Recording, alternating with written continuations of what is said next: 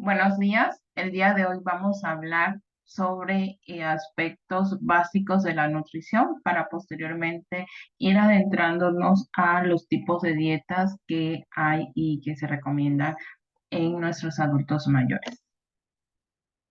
Mi nombre es la licenciada en nutrición Gabriela del Carmen Asensio Potenciano, finalizando el máster en gerontología social. Estamos trabajando en colaboración con el Centro de Entrenamiento y Actualizaciones en Emergencias Médicas para Atención Primaria Gerontológica, CAM. Vamos a ver en los siguientes videos generalidades sobre la nutrición. Vamos a ver la importancia de un plan alimentario, la elección del tipo de régimen alimentario, las vías de alimentación y las dietas básicas que hay, así como también las modificadas por alguna situación. Para empezar, platicaremos que nutrición como tal es una ciencia que va a desempeñar un papel de causa-efecto en el contexto de las condiciones cambiantes de la sociedad actual. La realidad actual transforma el modo de vida de las personas, modificando los patrones de consumo alimentario. Con evidencia científica actual, se ha demostrado la importancia de los nutrimentos en el ciclo biológico humano. En cada una de las etapas de la vida es importante la nutrición. E incluso desde que estamos ya en el vientre materno, estamos recibiendo nutrientes a través del cordón umbilical.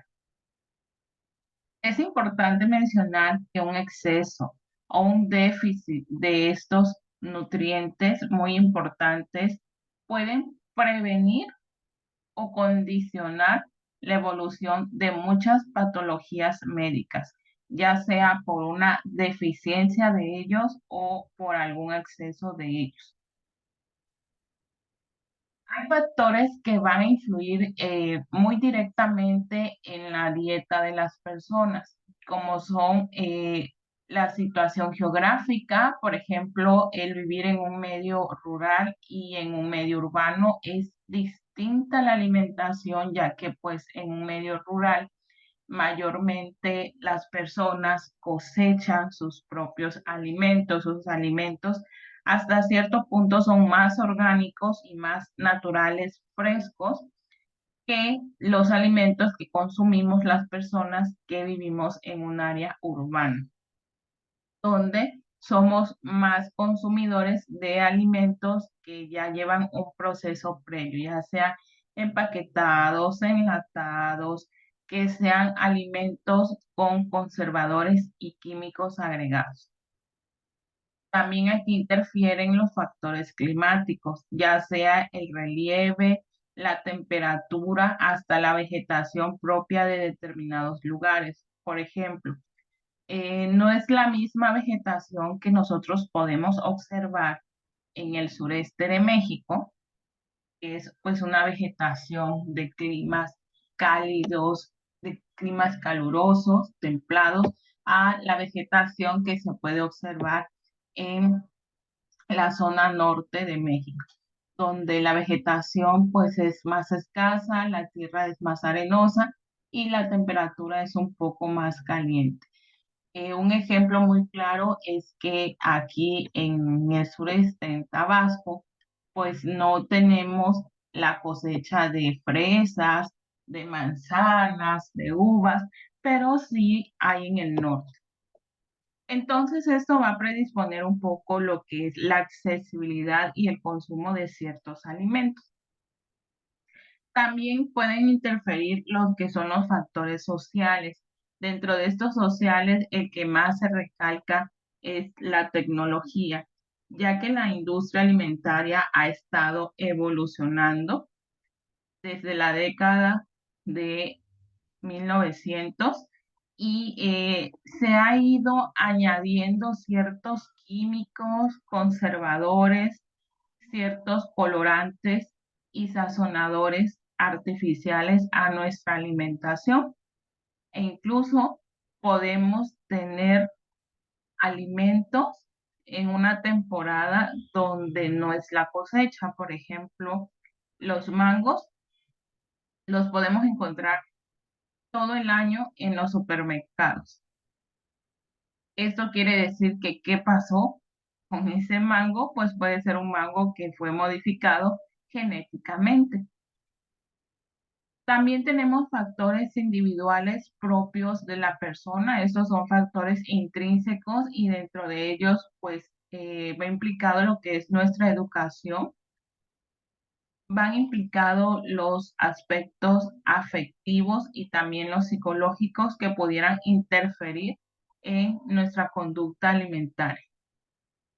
Tenemos factores económicos que también pueden limitar o en este caso abrir más el acceso a ciertos alimentos, tener una variedad de consumo de ellos o tener una escasez y reducción en el consumo de los alimentos.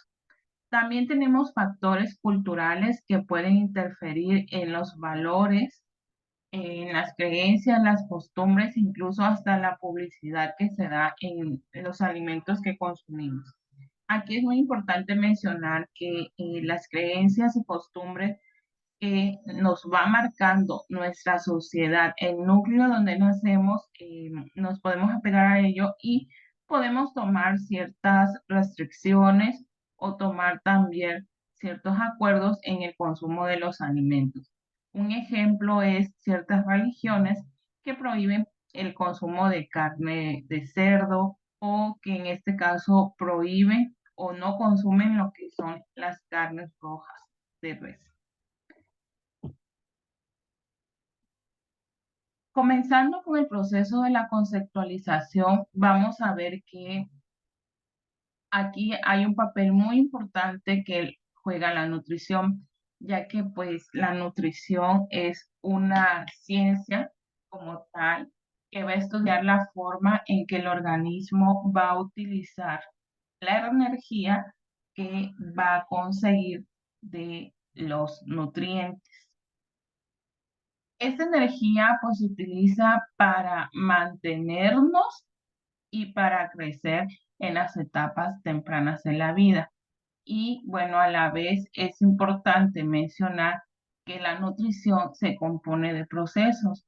Estos procesos son los medios por los cuales se ingiere, digiere, absorbe, transporta, utiliza y extrae los nutrientes esenciales para la vida y su interacción con la salud y la enfermedad. Aquí es muy importante mencionar que la nutrición juega un papel muy importante para prevención o como para tratamiento. Posteriormente tenemos el concepto de salud. Bueno, el concepto de salud, de acuerdo a la OMS, es un estado de completo bienestar físico, mental y social de una persona. Y bueno, no solamente la ausencia de la enfermedad o de afectaciones como tal. Aquí en el proceso digestivo interfieren muchas situaciones, ya que para que se den los procesos de nutrición, se interviene mucho lo que es el aparato o el sistema digestivo, el cual está formado por el tracto gastrointestinal y se compone también por accesorios como es el hígado, el páncreas y la vesícula biliar. A través de todos estos mecanismos es como nosotros vamos a obtener ciertos nutrientes. Bueno, ¿desde dónde va a comenzar nuestro proceso de nutrición? Bueno, comienza desde que nosotros colocamos el alimento en nuestra boca. Desde ese momento, pues aquí hay unos órganos accesorios muy importantes que van a intervenir, como son las piezas dentarias.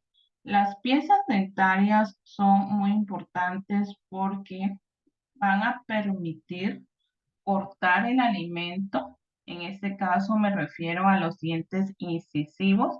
Posteriormente están los caninos o los colmillos, como les conocemos, y también están los premolares y los molares. Los premolares y molares, su función es la de ir triturando los alimentos, y de los colmillos la de desgarrar.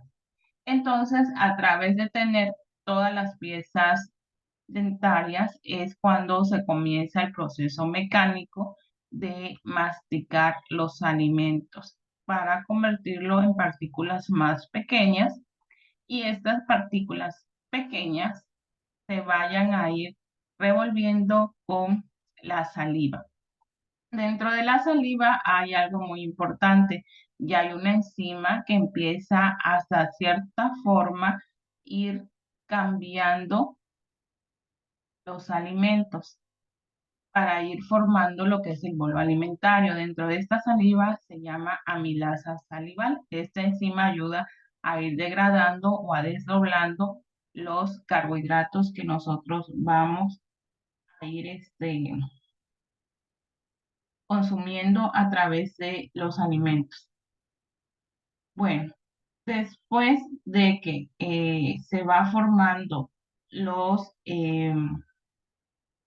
los bolos o el bolo alimentario, en este caso, junto con los movimientos de la lengua, y se empieza a revolver con lo que es la saliva, la lengua va a empezar a empujar los alimentos o este bolo alimentario hacia la garganta. Posteriormente tenemos también por ahí que los alimentos van descendiendo a través de pequeños movimientos o contracciones peristálticas, va descendiendo lo que es este bolo alimentario hasta que llega al esófago. Aquí pues el proceso se vuelve un poquito automático. ¿Por qué? Porque nuestro cerebro empieza a enviar las señales a los músculos esofágicos, y es donde va a exacerbarse aún más el proceso de peristalsis, para que ese bolo alimentario siga su curso y bajando también con apoyo de la gravedad para poder llegar al estómago. Cuando el alimento llega en forma de bolo alimentario hacia el final del esófago, podemos encontrar un esfínter esofágico inferior. Este pues es un anillo muscular llamado esfínter esofágico, o también llamado hiato. Bueno, este esfínter pues permite que los alimentos pasen al estómago, y permite también que pues que no haya un retorno del contenido gástrico hacia vías altas del esófago. En el estómago, bueno, después de que los alimentos caen a nuestro estómago, los músculos o las paredes de este estómago van a mezclar los alimentos y el líquido con jugos digestivos, haciendo movimientos de contracción. Durante este proceso, como un pequeño licuado o proceso de batidora que se realiza en el estómago, pues el bolo alimentario o la masilla que se fue formando, pues empieza a ir degradando al revolverse junto con los jugos gástricos, y es como resultado final obtenemos que ese bolo alimentario pues ya se convierte en una sustancia líquida que se llama quimo.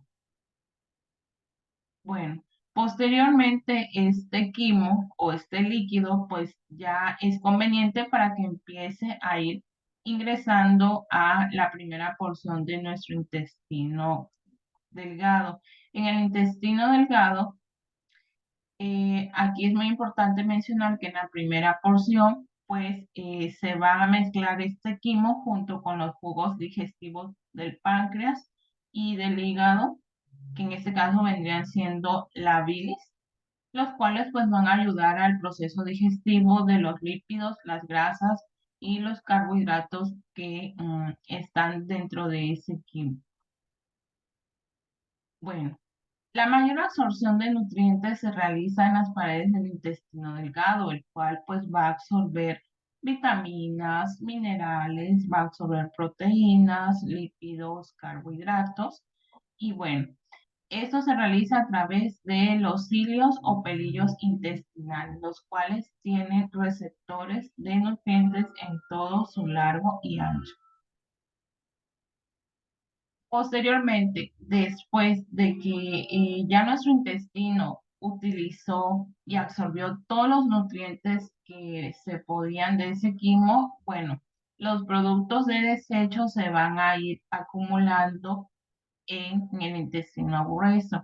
Aquí pues se acumulan las partes no digeribles de los alimentos y bueno, también se van formando lo que son las heces fecales. Aquí es muy importante mencionar que nuestro intestino grueso, así como que realiza una segunda absorción de ciertos nutrientes, como son ciertos minerales y lo que son líquidos. Aquí es muy importante mencionar que durante la formación de las heces fecales en el intestino grueso, es muy importante el proceso de peristalsis, ya que pues este ayuda a movilizar las heces fecales conduciéndolas hacia el recto, que sería a la salida, que es el extremo inferior del intestino grueso. Y es donde termina nuestro proceso de transporte y también de defecación. Estos son los procesos a grandes rasgos que utiliza o con los que se apoya la nutrición. Es muy importante también mencionar dentro de la conceptualización que la alimentación es un conjunto de procesos biológicos, psicológicos y sociológicos relacionados con la ingestión de alimentos, mediante el cual el organismo obtiene del medio los nutrimentos que él va a necesitar a través de la alimentación. Bueno, alimento. ¿Qué es un alimento? Bueno, el alimento es cualquier sustancia o producto sólido o semisólido, natural o transformado que va a proporcionar al organismo elementos claves adecuados para su correcta nutrición. Como alimento puede ser cualquier sustancia sólida, líquida, natural o transformado. Un ejemplo de ello sería, por ejemplo, las fresas. La fresa, pues, es una fruta, es de consistencia sólida. ¿Cómo la puedo yo hacer semisólida? Bueno, lo puedo hacer en un puré de fresa, lo puedo hacer en una mermelada, lo puedo consumir de forma natural, sí, lo puedo transformar de otra forma, por ejemplo, puedo hacer un licuado de leche con fresa, puedo hacer una compota de fresa y el resultado final es que el ingrediente va a seguir siendo el mismo. No deja de ser una fresa, pero pues a cambio sí sufre otras modificaciones. O incluso hasta puedo hacer una paleta de fresa y ya le puedo agregar ciertos conservadores para que me dure más o puedo hacer alguna gelatina agregándole grenetina. Bueno, platillo, pues platillo es cualquier sustancia o producto sólido o semisólido, natural o transformado que va a proporcionar al organismo elementos claves para su nutrición. Es muy importante que en este caso nosotros para realzar el apetito en las personas juguemos con el platillo. El platillo tiene que enamorar a través de los ojos, a través de la vista, tiene que tener un olor característico y también debe de tener una combinación de sabores. Por ejemplo, si a mí me sirve un plato de loza blanco, un filete de pescado que es color blanco, me sirven de mis alimentos verduras, lo que es col con chayotes. Mi alimento del grupo cereal viene siendo lo que es arroz blanco y bueno, este platillo lo acompañan con agua de guanábana. Si yo me pongo a analizar este platillo no tiene una combinación de colores, de olores y ni de sabores. Entonces es muy difícil que me vaya a abrir el apetito porque visualmente todo su color es colores blancos y colores pálidos. Si yo me voy al aspecto del olor, pues nada más se recalcaría el olor del filete de pescado y del agua de guanábana. Y si me voy a la combinación de sabores para degustar este platillo, pues es muy difícil distinguir o encontrar el sabor característico de cada uno de ellos. Por ejemplo, no se me hace adecuado revolver agua de guanábana con un filete de pescado. No sería conveniente. ¿Cómo pudiera yo transformar este platillo para hacerlo más apetitoso? Bueno, nuestro platillo es de fondo blanco. Este platillo, pues sucede que yo le coloco el filete de pescado a la plancha, pero pues ya le pongo condimentos. Le pongo ajo, le pongo cebolla, le pongo pimienta, le pongo orégano negro y le pongo paprika. A este filete yo le echo arriba una salsita de tomate con ejotes. De mi alimento del grupo vegetales le agrego una ensalada verde de vegetales y le agrego tomate, cebolla morada, le agrego rebanadas de pepino y le agrego también una grasa saludable que vendría siendo aguacate. De tomar para mi platillo colorido, escojo lo que es agua de naranja.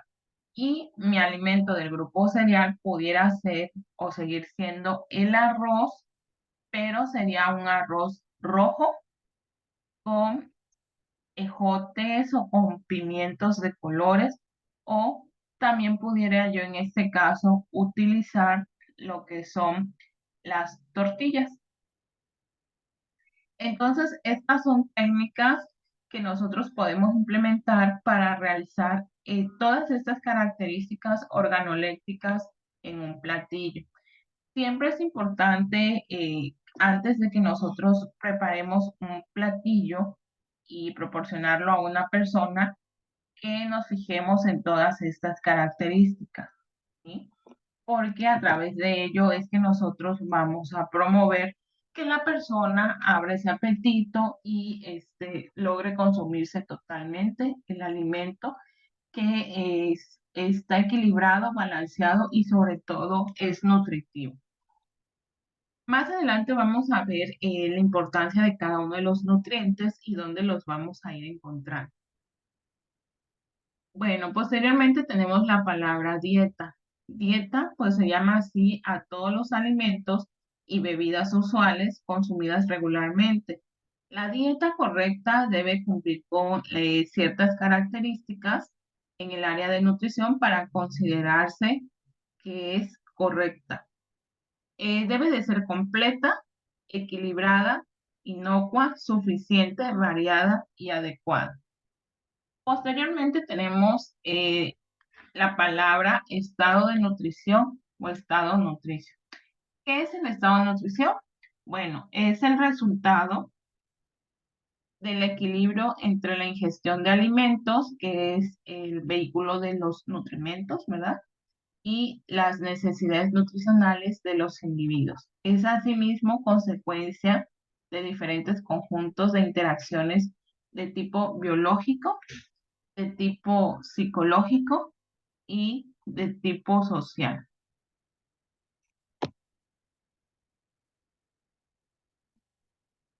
El estado de nutrición o estado nutricio, ¿cómo se puede medir? ¿Cómo lo puedo ver?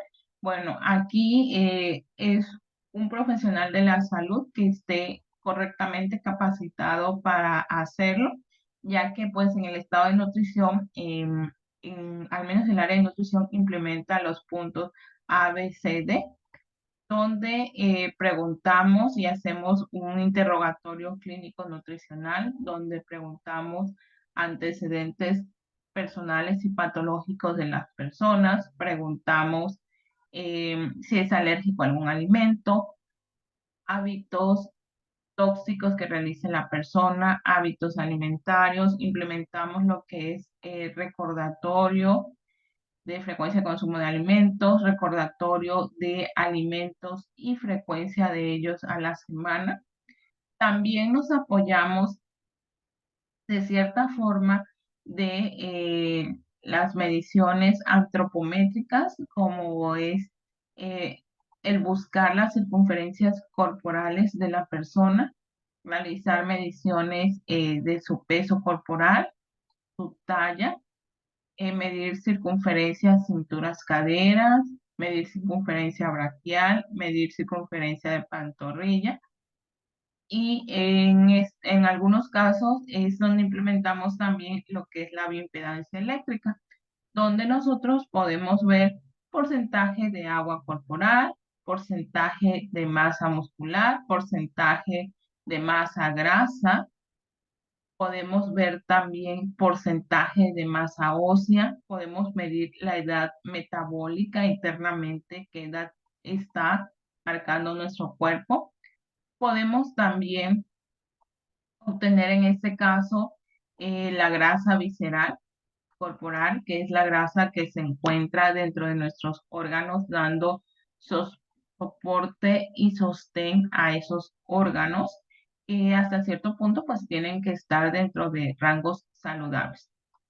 También utilizamos y nos fijamos mucho en el área de nutrición en la revisión de los laboratoriales bioquímicos para ver si no hay una deficiencia o en este caso algún exceso en cuanto a cierto parámetro bioquímico. Es muy importante revisar en nuestros adultos mayores otros marcadores que se van a solicitar de acuerdo y conforme a la patología que tenga la persona. En base a ello es que se pueden solicitar otros estudios extras. Bueno, aquí tenemos la gráfica del plato del bien comer.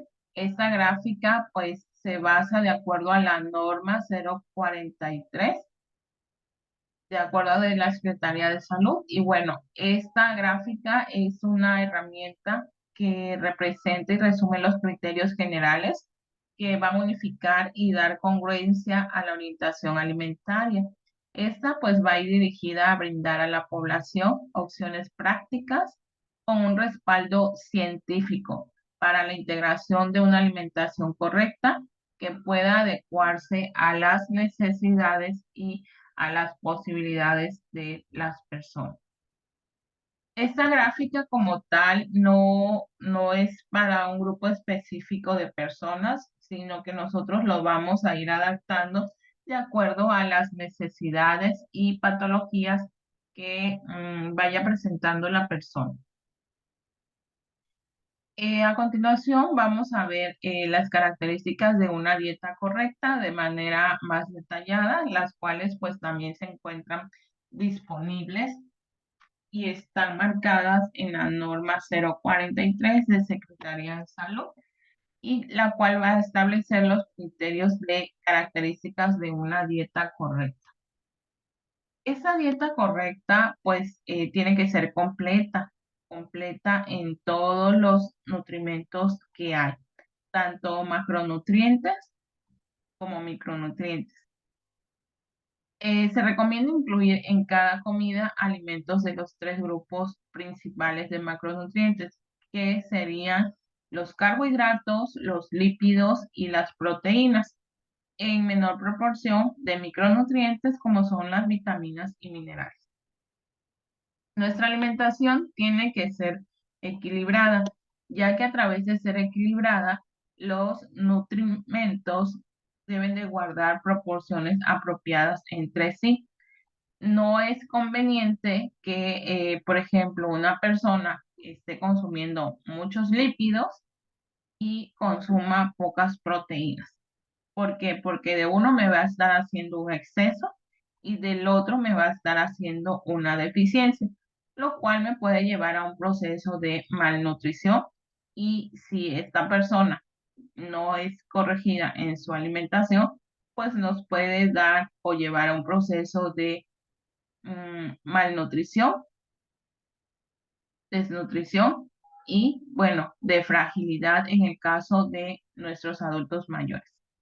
La alimentación tiene que ser equilibrada, quiere decir que los nutrimentos deben de guardar las proporciones adecuadas entre sí para no caer en deficiencia o en exceso.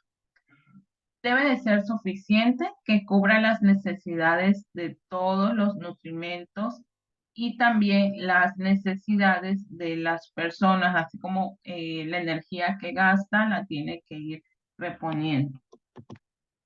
Debe de ser inocua, ya que pues a través de ser inocua no va a implicar ningún riesgo para la salud de la persona. ¿Por qué? Porque va a estar libre de microorganismos patógenos, toxinas, contaminantes. ¿Qué pasa si mi alimentación no es inocua? Por ejemplo, puede haber en esa alimentación presencia de las famosas ETAs, que son infecciones transmitidas por una mala higiene en nuestros alimentos. Son enfermedades de transmisión alimentaria. Entre ellas también podemos mencionar la salmonelosis, la tifoidea, la brucelosis, bacteria de Helicobacter pylori, procesos o cuadros diarreicos, una gastroenteritis, por ejemplo. Y bueno, también nuestro alimento puede estar contaminado por agentes físicos, como por ejemplo una cáscara de huevo que esté dentro de ese alimento, un arete que se haya ido entre la comida, puede ser incluso alguna pequeña hoja dentro de ese alimento, pues ya es un contaminante químico, físico, o incluso un cabello de la persona que esté preparando ese alimento. También hay contaminantes químicos que pudieran, en este caso, pues hacer que mi alimentación no sea inocua. Por ejemplo, el no enjuagar correctamente el jabón del recipiente donde se me sirve la comida. Entonces ya es un contaminante químico que le va a cambiar el sabor, la consistencia y las propiedades organolépticas a mi alimentación.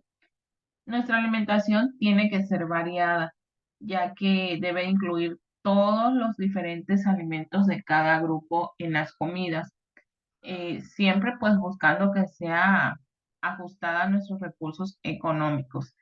Es importante que aunque no tengamos los recursos económicos, no significa que por ello debo sacrificar las otras características. Debo de buscar estrategias para mantener una correcta alimentación. Por ejemplo, yo tengo una deficiencia de omega 3, pero sabemos y conocemos muy bien que el omega 3 se encuentra en los pescados de mar, más acentuado en el salmón. Pero resulta que el salmón es un alimento que sale fuera de mi alcance económico, entonces no lo puedo consumir, pero pues sí tengo la deficiencia. Entonces, ¿qué tengo que hacer? Pues buscar alternativas con el personal adecuado que tal vez me pueda recomendar otras fuentes de omega 3, como son las aceitunas, como son el aceite de oliva, como son otros tipos de pescados. Lo importante aquí es mantener este conjunto de alimentos para no caer en una deficiencia o exceso. También tiene que ser adecuada para mi estado fisiológico, debe de ser adecuada para mi religión, para mis costumbres y también adecuada si yo tengo alguna complicación gastrointestinal. Por ejemplo, si mi adulto mayor no tiene las piezas dentarias, por ende, pues no va a ser una alimentación adecuada si esa alimentación es de consistencia dura, de consistencia de difícil masticación. Bueno, ahorita y a continuación vamos a hablar acerca de los nutrientes. Bueno, los nutrientes aquí es muy importante mencionar que son sustancias químicas contenidas en los alimentos, los cuales se necesitan para el correcto funcionamiento de nuestro organismo. Estos se van a dividir en macronutrientes y se dividen en micronutrientes. Los macronutrientes, pues, ¿cuáles son? Los carbohidratos, que también los van a encontrar en otras literaturas como glúcidos o hidratos de carbono. Los lípidos, que en este caso también se les llama las grasas. Las proteínas o también se encuentran como aminoácidos. Y bueno, dentro de los micronutrientes mencionamos lo que son todas las vitaminas y minerales. ¿Por qué se dividen en macros y en micro? Bueno, en macronutrientes porque nuestro cuerpo lo requiere y lo necesita en mucha cantidad. Y en micronutrientes porque nuestro cuerpo lo va a necesitar en menor cantidad. Vamos a platicar ahorita sobre el primer macronutriente, los cuales son pues los carbohidratos. Los carbohidratos generalmente los vamos a encontrar en los cereales, los tubérculos, las frutas, algunas verduras y también lo encontramos en los lácteos. ¿Qué son los carbohidratos? Bueno, pues son compuestos que contienen carbono, hidrógeno y oxígeno, que son moléculas que están pues en diferente proporción formando toda esta molécula o compuesto. Es importante mencionar que durante el metabolismo de los carbohidratos, ellos se queman para producir energía. ¿Cuánto producen? Producen 4 kilocalorías por cada gramo de carbohidrato metabolizado. Estos al ser metabolizados, pues liberan por ahí dióxido de carbono como combustión final y también agua. Los carbohidratos pues son esenciales para la salud humana porque constituyen la fuente principal de energía para nuestro organismo. Lo podemos encontrar en cereales como el maíz, centeno, trigo, cebada, avena, arroz y todo lo que podamos derivar de ellos como son pastas, galletas, avenas, semolas, harinas, los famosos tamales, las tortillas, las galletas y también lo encontramos un poquito más concentrado o exacerbado en los tubérculos, como es la papa, el camote, la yuca y el macal. En menor proporción, pero sí están presentes en los lácteos y en las frutas. Posteriormente tenemos nuestro segundo macronutriente que vienen siendo lo que son las proteínas. Las proteínas pues son moléculas formadas por aminoácidos. Los aminoácidos de cualquier proteína se unen mediante las llamadas uniones peptídicas para ir formando estas cadenas. Las proteínas pues tienen diferentes estructuras y se van nombrando de diferentes formas de acuerdo a la unión que nuestro cuerpo va necesitando en ese momento, es que ellas se van aglomerando y estructurando. Bueno, las proteínas son el principal componente estructural de las células y los tejidos y bueno, constituyen la mayor porción de sustancia de nuestros músculos y órganos. Ellas pues son muy necesarias para el crecimiento y el desarrollo corporal, para el mantenimiento y la reparación del cuerpo, para el reemplazo de tejidos desgastados o dañados, para producir enzimas metabólicas y digestivas y bueno, también constituyen parte esencial de ciertas hormonas. Es muy importante mencionar que cada gramo de proteína consumido me va a dar 4 kilocalorías. Las vitaminas pues apoyan muchísimo a los músculos y a órganos y un buen consumo de ellas pues va a prevenir los procesos de sarcopenia muscular en nuestro adulto mayor. Posteriormente tenemos lo que son los lípidos. Los lípidos pues son grasas que muy importantes que sirven como vehículo que ayuda a la absorción de las vitaminas liposolubles. Por cada gramo de lípidos o de grasa consumido nos va a aportar 9 kilocalorías. Algunos tipos específicos de grasa pues son esenciales para la salud, como en este caso los omegas o las grasas que no son saturadas. Monosaturadas.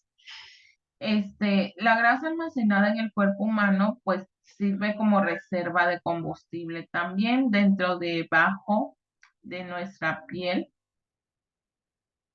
Se va acumulando una pequeña capa de grasa sebácea, la cual me sirve como combustible para los tiempos de ayuno. También esta grasa subcutánea actúa como un aislamiento contra el frío y como un colchón corporal hacia las caídas. Forma parte y da soporte a muchos órganos como el corazón y los intestinos a través de estos tejidos que va formando generalmente en lo que es la grasa a nivel visceral. Las grasas alimentarias están compuestas principalmente de triglicéridos. La digestión o la división de las grasas en moléculas se produce en el intestino humano por las enzimas lipasas, las cuales se encuentran presentes en las secreciones pancreáticas e intestinales. Las sales biliares del hígado van a emulsificar los ácidos grasos para hacerlos más solubles en el agua y por lo tanto hacerlos de más fácil absorción. Posteriormente vamos a hablar de los micronutrientes, donde entran los minerales y también las vitaminas. Dentro del micronutriente minerales, pues hay otra subclasificación donde se dividen en macrominerales. ¿Por qué? Porque nuestro cuerpo lo necesita en grandes cantidades. ¿Y cuáles son? El calcio, el fósforo, el magnesio, el sodio, potasio, cloro, hierro y azufre. Dentro de los minerales que en menor proporción va a necesitar nuestro cuerpo, pues son manganeso, cobre, yodo, zinc, cobalto, flúor y selenio.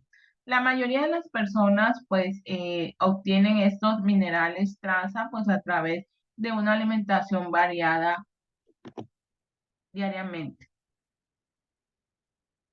Bueno, posteriormente tenemos el grupo de las vitaminas.